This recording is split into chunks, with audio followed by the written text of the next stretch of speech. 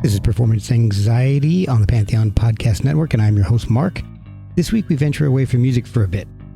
Welcome actor and podcaster Michael Pisciuneri. We talk about how he discovered his creative side and some of his very early creative endeavors, with air quotes. He's one of my guests that really does discuss having performance anxiety and what he's done to combat it. Michael went to college to earn a creative degree and promptly had his dreams crushed, like many of us. But he has had the opportunity to live in the disparate worlds in front of and behind the camera. And that's what gives his podcast, Movies Worth Seeing, the authenticity that many movie review podcasts are lacking. We even discuss a few movies that we liked and were disappointed by. And as with most conversations Michael has, it ends up in a critique about The Simpsons. So go give Movies Worth Watching a listen. Follow Michael at Michael Pish Podcasting. Follow us at Performance ANX on the socials. And you can help the show out with a coffee at ko-fi.com/performanceanxiety or with merch at performanceanx.threadless.com. Now enjoy something a little different with Michael Pisciuneri of Movies Worth Seeing on the Pantheon Podcast Network. So just say like, I'm on the Performance Anxiety Podcast, like that. Yep, that's all it's got to be. You can get as elaborate or simple as you like. So, it's a great name, by the way. Well, thank you. I was telling my partner, and she was like, "Fuck, I need to check that out." My name is Michael Pisciuneri, and I'm the host of the Movies Worth Seeing podcast. You are listening to the Performance Anxiety Podcast. That's quite the intro. I apologize for my phone falling over. That's so good. Happens to me all the time. Don't lie. It's all right. I did a podcast a couple of weeks ago, and for the life of me, the system wasn't connecting, and the lady couldn't hear me for like 10 minutes. We were trying everything. I was unplugging the cable, replugging it, turning it off, turning it on, and then finally she goes like, "Oh, I forgot to connect my headphones." And she was she was starting to get a bit like frustrated too, like, oh god, like what am I getting into? Yeah, geez, you're supposed to be able to do this. Why can't you connect? Oh wait, it's my fault. That's always my favorite. But yeah, is there anything you'd like to ask me before we start? Anything you want to? No, let's figure it all out as we're going. Yeah. So. Beautiful. It's a very casual, very basic show. So. Gee, thank God I didn't mention my penis size. Hey! That would have been awkward. Since you mentioned it, never mind. Oh. Yes. All right, so. Everything you've heard is true. All right. Well, we'll go into that a little later on in the podcast. Or maybe that'll go into the podcast. Well, never mind. Forget it. Bad penis jokes. Terrible penis jokes. All right.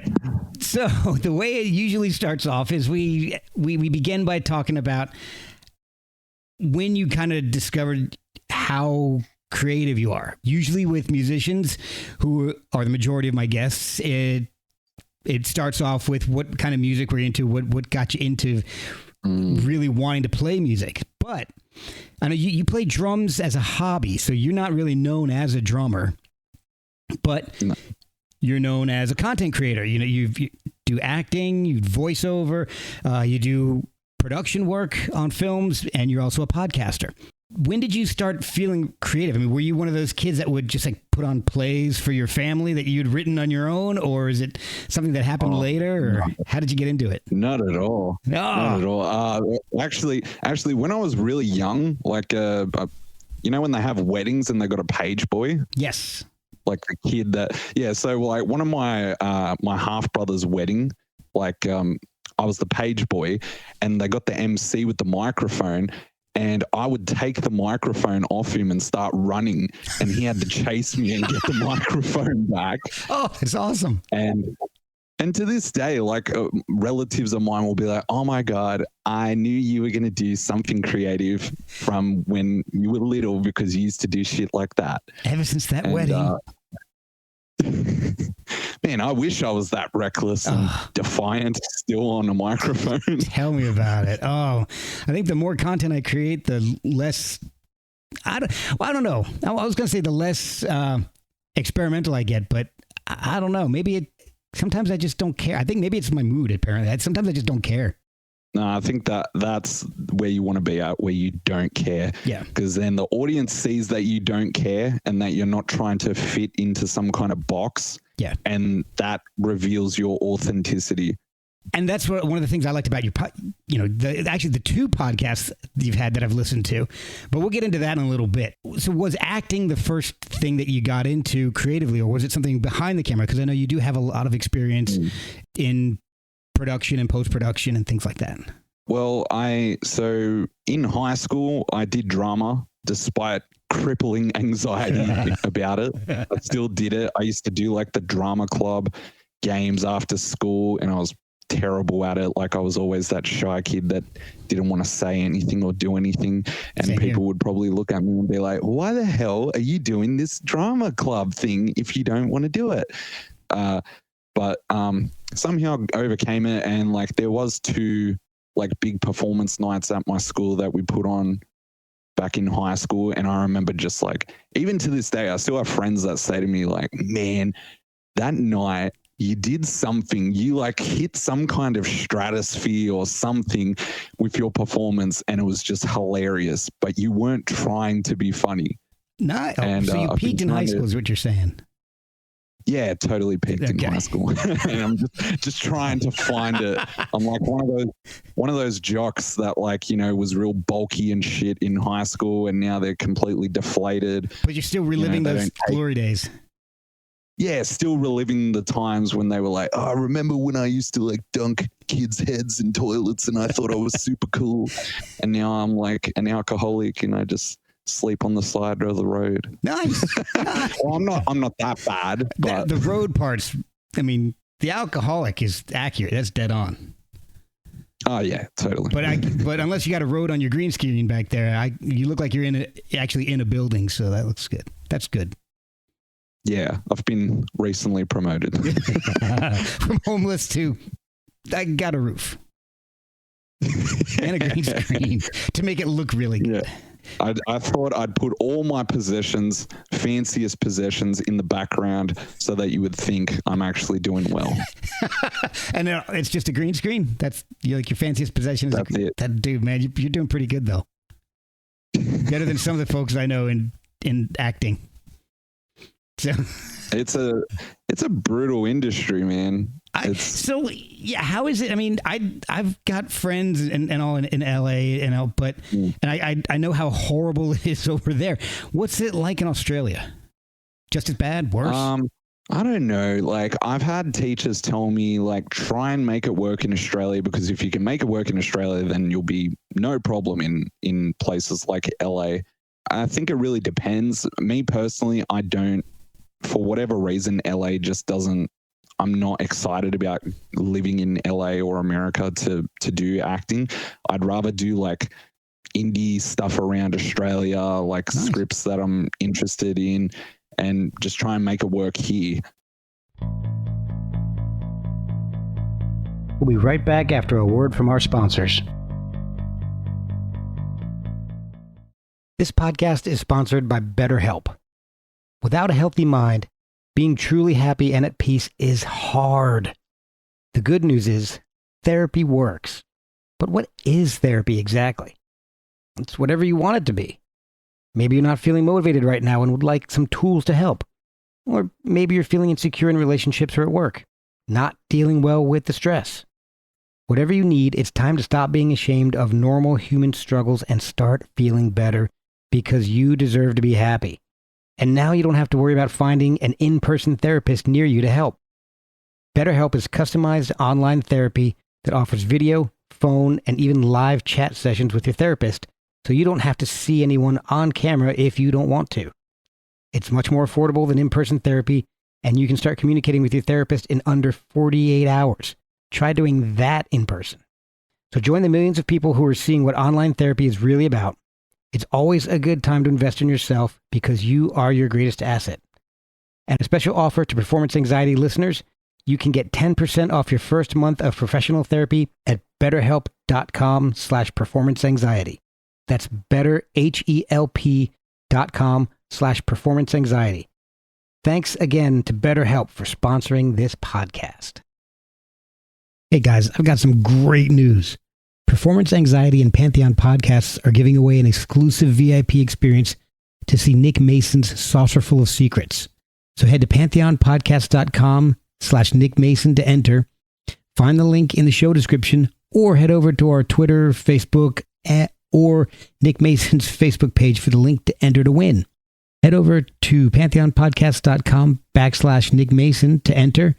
Find the link in the show description or head over to our Twitter, Facebook, or Nick Mason's Facebook page for the link to enter to win front row seat upgrades, a very special commemorative guitar pick shaped necklace carved down from a drum cymbal played by Nick Mason himself.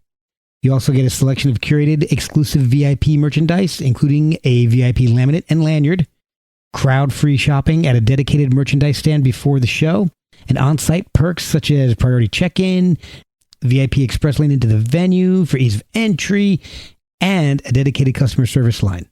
So enter now at pantheonpodcast.com/Nick Mason. Winners will be notified via email 1 week prior to the event, so enter now. It's hard everywhere. I think mainly though for actors, based on my experience studying acting for 4 years, I think the main thing is like it's just us, like our own insecurities about the industry that hold us back more than the actual industry itself, like our perception of what the industry is or how hard it is. Okay. Because the one thing that kind of halts actors is this question of, am I good enough yet? Am I ready to get in the industry? Yeah. If I get out there too early, everyone's going to know me as this thing, and maybe I don't want them to remember me for that. So there's a fear of being typecast. Yeah, there's a feeling or a fear that if you get out there too early when you're not good enough, that everyone's going to remember you as being shit. Okay, I see what you're saying. They'll be like a casting director sees you and they see you again 4 years later, and the casting director's just going to associate you with the last time they saw you. Okay, which is, I don't know. I feel like it's not like that. I feel like casting directors don't fucking remember any actors because they see so many. Right. Unless you're Brad Pitt or something, I don't think a casting director is going to be like, I remember seeing that dude 6 years ago for an audition and he was trash. Yeah. Exactly. I don't want to see. I would tend to agree with you because, like you said, they see so many people during a call. There's no way they can remember everybody. Even in smaller areas like Midwest US or they're not going to remember everybody. So you mentioned university. Okay, there we go. I think my internet was fucking up as well. Could be a mix of both of us because it's looking nasty over here. It's awful. Oh, yeah, like Twister. Let me see if I can. Yeah, let me see. Oh, damn. So yeah, it's looking pretty rough out there, and that's not just because it's like 8 o'clock at night. That's bad weather coming out. So if the internet was a romantic partner, you would never fucking date it. No, it's too goddamn unreliable. Very touchy. Touchy little bitch. Cool. I'm trying to remember what we were saying. So, kind of remember a little bit. So, you mentioned going to university. Did you go to study acting or cinematography, or was it just a side thing? I did a bachelor's degree in film production first. Okay. Got the degree, had my dreams crushed, and then decided to study acting. And then that sounds funny. I got my dreams crushed. So then I studied acting, which is the quintessential place of crushing dreams and hopes. Yes. I just replaced one dream crusher with another dream crusher. Nice. So It's you're good. glutton Yeah, for very punishment. well thought out. I'm like, the more I'm talking to you, I didn't think out these things very well. Anyway. Well, I know I went to college for photography and then ended up in sales, and now I do a podcast for free. Yeah. So you have credits in front and behind the camera. Well, what came first? Was it production work or was it acting? I think it was like a couple of extras gigs, like in front of the camera, that were nothing special, and then I ended up finding some side jobs for like some films or short films that were filming close to my area where my parents lived. Okay, and I worked on them, got involved in some of those things, which was really fun. And yeah, it was always they're so different. The worlds are so different. Okay. Behind the camera and in front of the camera. But yeah, working behind the camera, man, like anything that can go wrong, it really is Murphy's Law. Yeah. Because that is just constantly a job.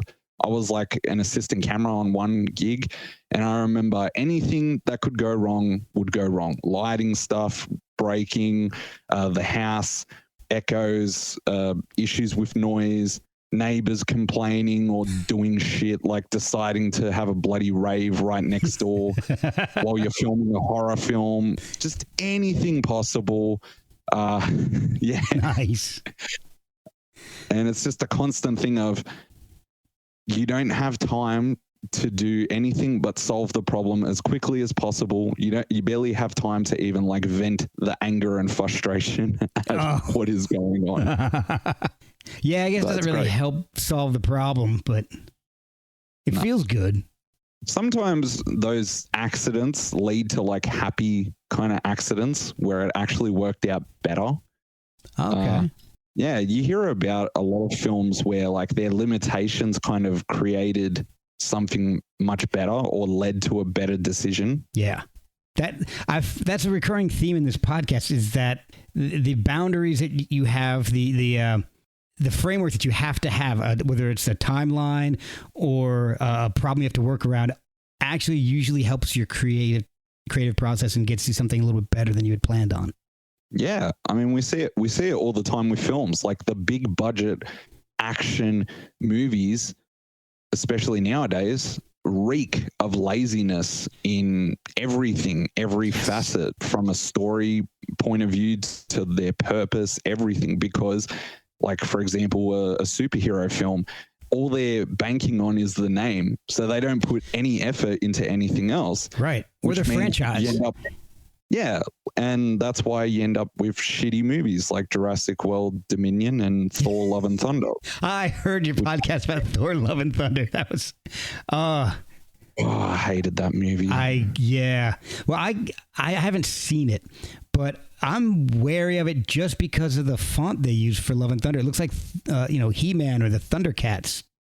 That's what turns you off. That's what turned me off. Yeah, the title. Font. I haven't heard that. Like, you're the first person to say, the font's just not doing it for me.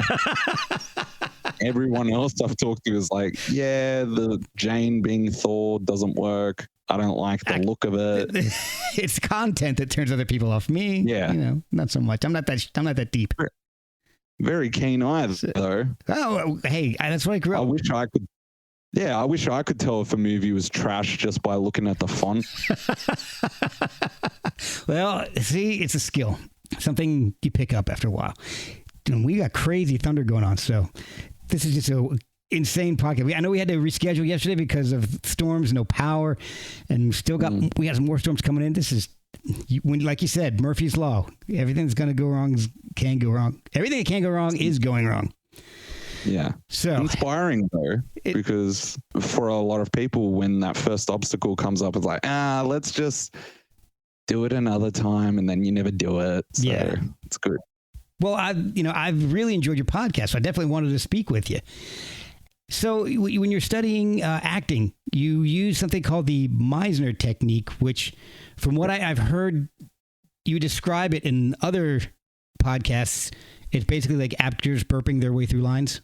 Yeah, it's well known in the acting world. Sanford Meisner was an acting teacher that taught students to kind of like repeat to each other what they would observe in each other, like their behavior. So it's like a technique.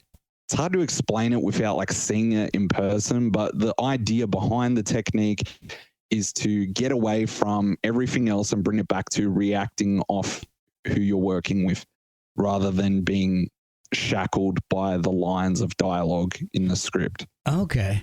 So I studied a little improv and taken some classes, done some troops, and also is it kind of like that, the yes and technique where you're kind of just working off of each other rather than going off like of... the idea is similar in that you try to be present with another person and just get out of your head, because the main obstacle for actors with everything is that they're always in their head. Am I doing a good job?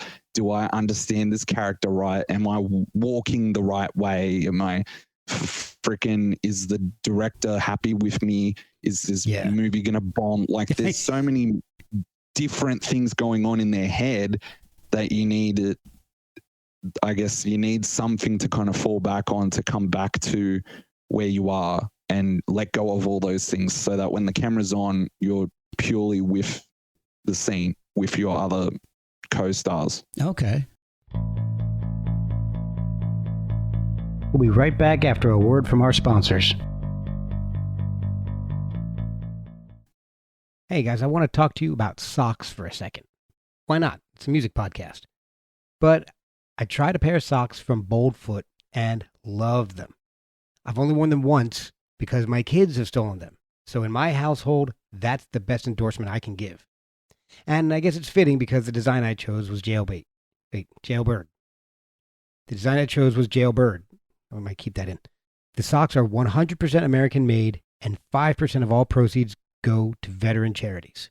It makes sense, seeing that Boldfoot is a family and veteran-owned company. They have a huge variety of styles. So check out boldfoot.com and buy some of the best socks you've ever slapped on your feet. And help veterans while you're at it. That's boldfoot.com. I mean, that sounds like more of a fun way to act. Yeah, some actors really love that and find it liberating, and other actors find it very challenging and confronting. Interesting. Okay. Well, I guess everybody takes to techniques differently based on your own personality. Yeah, so that's one thing with acting is like, I would definitely, for any actors listening, recommend that they try different schools of training. Don't just go to the first one and think that that's the only way to learn acting. Right. That's very good advice. You've also done voiceover work, and that's kind of an interesting niche that I've known a few people who've done it, but they never really tell you how they get into it or how they get any work out of it. They're very secretive about that. How did you get into doing voiceover stuff? So, at the moment, I'm just doing it through like websites that kind of have it set up to put your stuff out there and get hired through jobs online. Okay. But it's a very I'm still trying to work it out. It's like a Rubik's Cube that I'm trying to solve. But I guess the main thing would be try and sign up to do voiceover courses and try and get your commercial reel, your character reel done. And then that can lead to something else. It's like with anything, like with acting, with stand-up comedy, or any of those things, being involved in the community can lead to a lot of people being like, oh, I heard about this job. You should go for this. Okay. And so, those things help finding some courses to do in it and building a reel. Okay. So, and you're basically, your reel is basically you doing lines or I don't know, what the hell's in a voiceover reel? Sorry. So a voiceover reel is like a compilation of kind of your best stuff.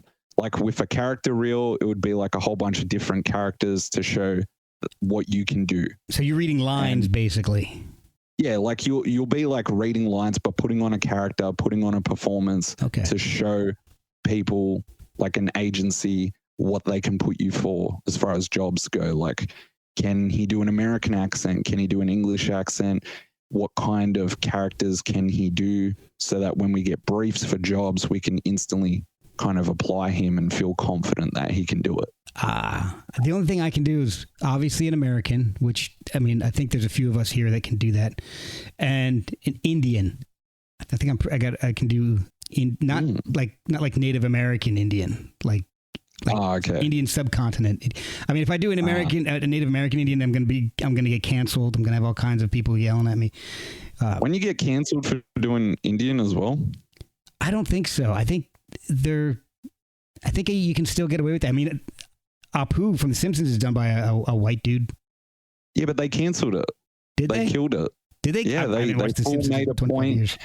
The Simpsons. I mean, the show is pathetic. It is.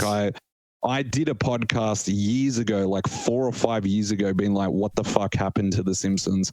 And the show just keeps going. It's one of those things that just will not die, regardless. I don't know anyone that watches it. Me either. Actually, a small plug. A friend of mine does have a podcast called the Simpsons Index Podcast, but he kind of reviews episodes, and I don't know if he still does it, but he used to review 3 different episodes from 3 different eras. Oh, wow. So they would watch a classic episode from the first 10 seasons. Then they'd watch an episode that's a bit more like season 10 to 20. Okay. And then a real dumpster fire new episode. Right. And every time I was on the show, it was always the same. The classic episode was great. The middle of the road one was middle of the road. And the last one, the newest one, was absolute dog shit. Right. That's a problem. Yeah, it gets to be a little predictable, especially with something like Simpsons. I don't even know. I don't even know what it is anymore. But I don't know how I always end up ranting about The Simpsons. I don't even if a topic is or an episode is about freaking saving the whales. Somehow I always end up back on how shitty The Simpsons is. Pretty funny. I think we can blame this one on me, though. I'm pretty sure. I think I brought it up. Yeah. I'll blame you for this time, Mark. All right, but cool. You can blame me for the others too.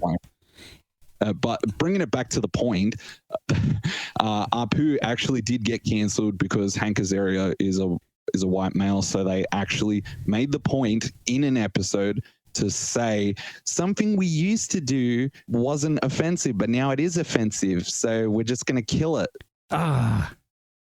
And I loved Apu. A lot of people loved Apu. I mean, if I kept watching the show, an Indian accent, but it's too. That just brings up woke stuff. And people are just if I talk about woke stuff with you, Mark, I'll be here all day rambling on. Yeah, and we'll both get angry. Somehow we'll probably agree with each other and be angry at the same time. Yeah, it just always puts me in an angry mood. It does. It's best to just ignore it. And, movies and that stuff is going that direction, but it's also becoming apparent to people or to that industry that woke stuff doesn't work in Hollywood. Go get woke, go broke is true. Yeah. Because lots of films like Thor: Love and Thunder has similar kind of issues, and it's just not funny, but and it's dropped off considerably. Like even the Marvel movies that are putting that crap in are still bombing. Top Gun Maverick had none of that crap, and it's done amazing at the box office. Everyone loves that movie. It was a great movie. I loved your podcast about it too. I agreed with everything you guys said. Yeah, it was a breath of fresh air this year in a sea of shitty woke movies that have come out. Yeah. Yeah, and you'd mentioned that in some theaters Tom Cruise gives a message in the beginning, and that was one of the theaters that I had seen it, and he had that message in it, and it was great. I mean, it had, like you guys had mentioned in the podcast, a female pilot, and nobody cared. Nobody made a big deal about it. She was just there. She was just a pilot. It was great. It was so refreshing. Yeah. It didn't feel preachy or forced upon you, which was great. that character in Top Gun Maverick is done really well in that it doesn't feel preachy that she's a woman and that she's like stronger than everyone else and she's impenetrable, she's bulletproof, she's super powerful. It's like she's a female fighter pilot. She has her own character, her own personality, her own struggles, like any character, regardless of gender, should be written. Exactly. And it's unfortunately, writing like that is the exception and not the rule. And you think at this point, that would be kind of the rule. Yeah, well, I mean, like all those, I heard this report about She-Hulk and like that new Marvel show on Disney Plus. Okay. And it looks like an absolute dumpster fire. Like the CGI and just everything about it reeks of just shit. It just looks terrible. The whole concept behind it looks terrible.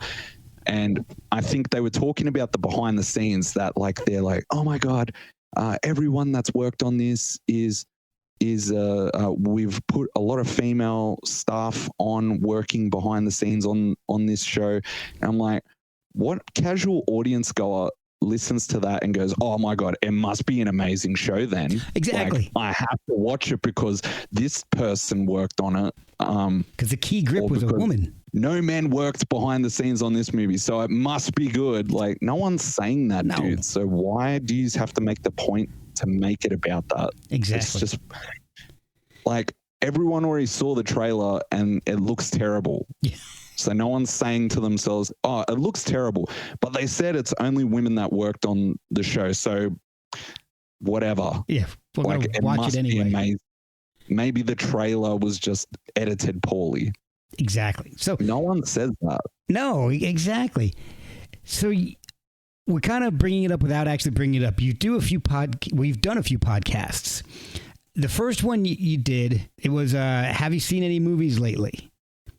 Yeah. Seen any movies lately. Yeah. That one had a cast. It wasn't just you. What happened with that one? Is it, I know I've done some podcasts in the past where I had co-hosts and all, and sometimes it was tough to get everybody together. It's hard to do a consistent show. That's exactly what the problem was. I'm not a very popular, I'm not a social media person. I don't have thousands of followers or millions of followers. That I don't do any trendy shit that gets me lots of followers either. Right. So it's hard for me to actually get guests on my shows.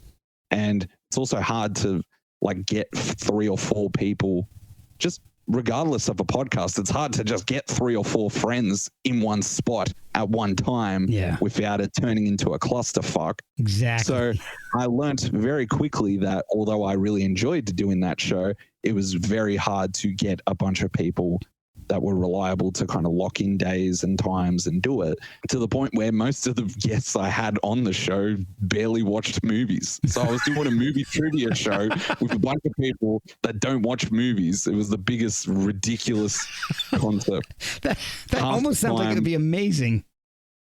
There's a lot of times where in an episode, I'll just be like, really? You don't know the answer to this question?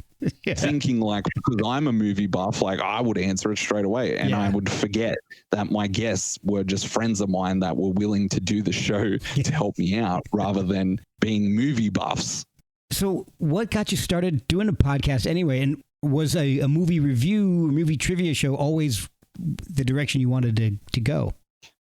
I started the other podcast called the Oz Culture Podcast, very poorly named, and I was doing that about movies. That was just we were doing movies, we were also doing video games and talking about shows. I was trying really hard to work out what the hell to do with the show, and then I thought, it'd be really cool to do a movie game show, and and I just thought I would try that and see how that goes. I thought it might be entertaining to have the buzzers and the game show sounds and all that. I thought it'd be kind of fun, and and it just failed. It's good though. It was a good learning experience. All that stuff is good. There is no failure, only feedback, and that taught me a lot of things about podcasting. Oh, so you kept it going. Did you transition to the new one, Movies Worth Seeing? Movies Worth Seeing. Have you? Yeah. Was that an immediate transition, or did you have a little gap time between the first and the second? Well, like seen any movies lately as of now is like Gonski's. It's dead, buried. Oh, okay. Maybe it'll rise from the ashes at some point when I've got a bit more notoriety or something in the industry. But for now, Oz Culture, I rebranded it into Movies Worth Seeing because the name was terrible. The name was terrible. People didn't understand why it was called that. But I was young and stupid, and I needed the money. No, I mean, I had no idea what.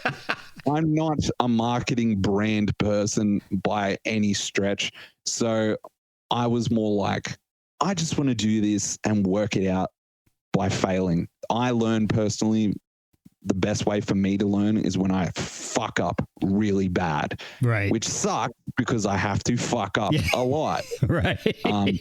But once I do fuck up really bad, I tend to learn the lesson very well because I don't want to fuck up. Yeah. That sounded so profound, but it was actually terribly articulated. It sounds very similar to my podcasting experience where I started this thing called Performance Anxiety with the intentions of talking to creative people about getting over that a little bit as a through line for each episode, and just never remembering to ask anybody about it. And so I already had this show set up, already had artwork, and so it's just kind of, that's where I'm at now. I'm almost 300 episodes in, and I guess I gotta keep it. That's pretty awesome. 300 episodes. Like Thanks, man. When you consider, like, as a content creator, you have to create free content for a fair amount of time without getting any recognition, any validation, any money. Like, it's pretty. Still doing pivotal. All three of those. Yeah, I know.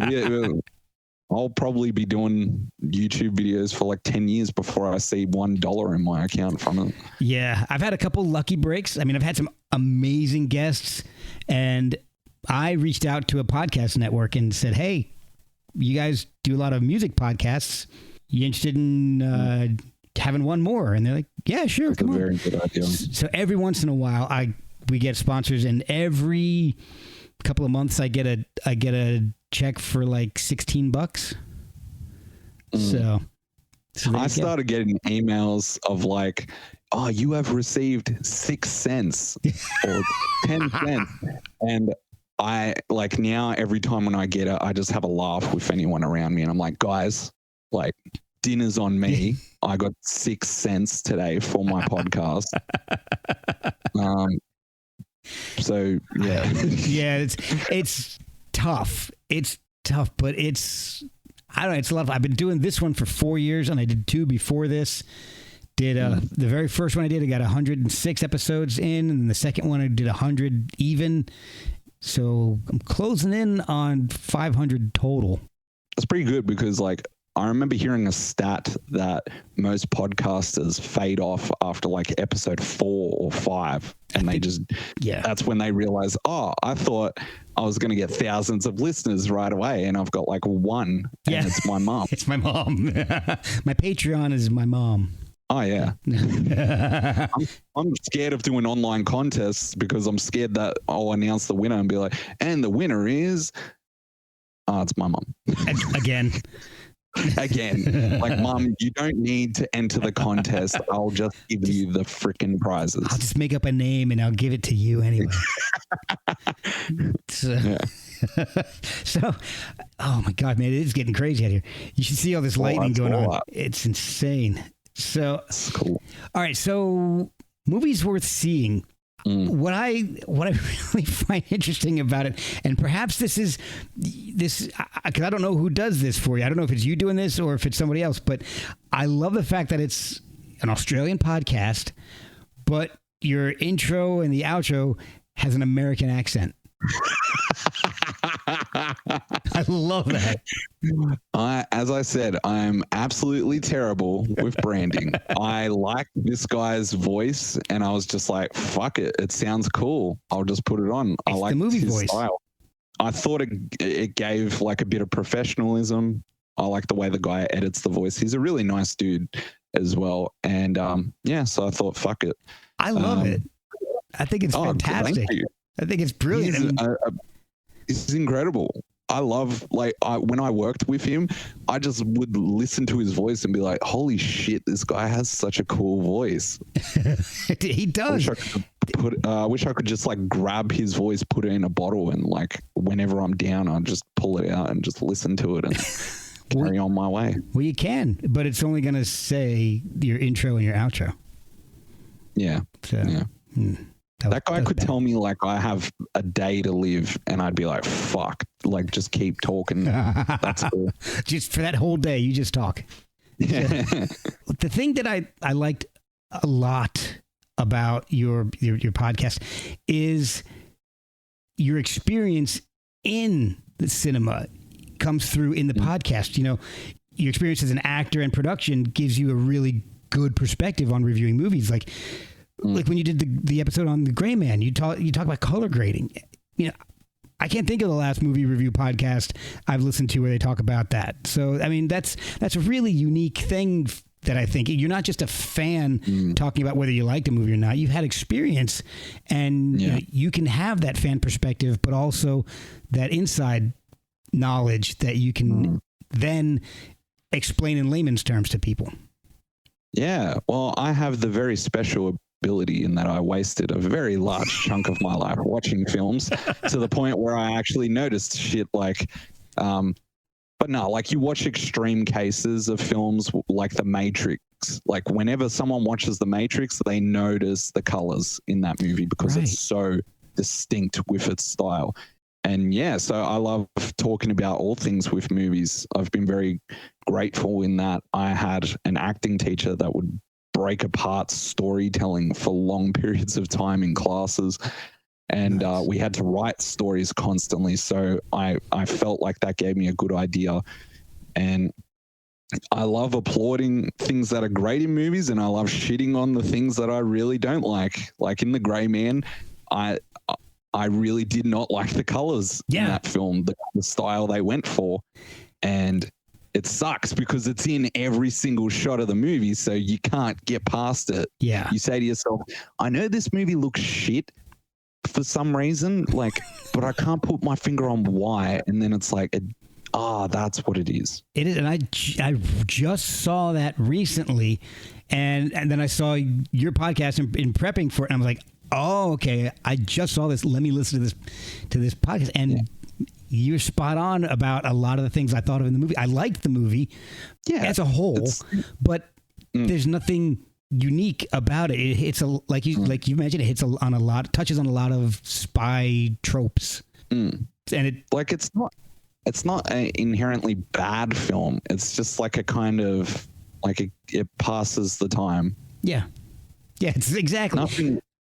Yeah. I'm not going to be upset that I spent my time watching. I'm not going to say I've just wasted 2 hours of my life, but it's not memorable to me. Yeah. And then when I look up, like, it was a $200 million movie. It's a Netflix original. You can watch it on streaming and in the cinemas. I think to myself, well, man, like, you can't just do a movie like a solid movie when it's $200 million. Like, that sounds like a big gamble. You better be bringing something unique to the table. Yeah. But for whatever reason, they don't. Yeah, it just misses that uniqueness mark, I guess. So what have you got coming up on the podcast? Unfortunately, I'm going to have to shut this down pretty soon because I've got some crazy lightning going on. So what do you have coming up soon on the podcast? Yeah. Do you have any acting work that you want to talk about?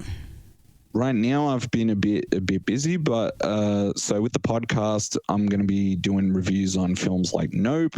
There's some weird, really badly reviewed films I want to check out, like They, Them. I heard was awful and really leaned hard on the woke politics of Hollywood. So I'm very intrigued by that, and I've got some special guests as well. Some comedians are going to be guest appearing on future episodes, and some collaborators like the host of the Simpsons Index podcast that I mentioned earlier.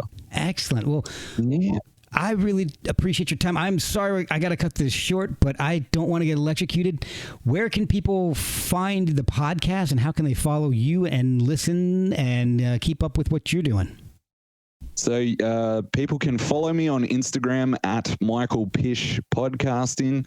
My YouTube channel is Michael Pisciuneri. My last name is very hard to remember, but it'll probably be in the show notes of this episode. It's like missionary, and movies worth Pisciuneri. Yeah, and movies worth seeing can be listened to on all podcast directories. Apple Podcasts and Spotify are the two big ones. So yeah, you know what I'm going to say? We're going to say it rhymes with visionary. How's that? That is, you're correct. Visionary, Pisciuneri. Spelled nothing like it, but it sounds like it. No. Man, thank you. I really do appreciate your time. Yeah, no worries. Thanks, Mark. All right, man. My pleasure. We'll talk to you soon.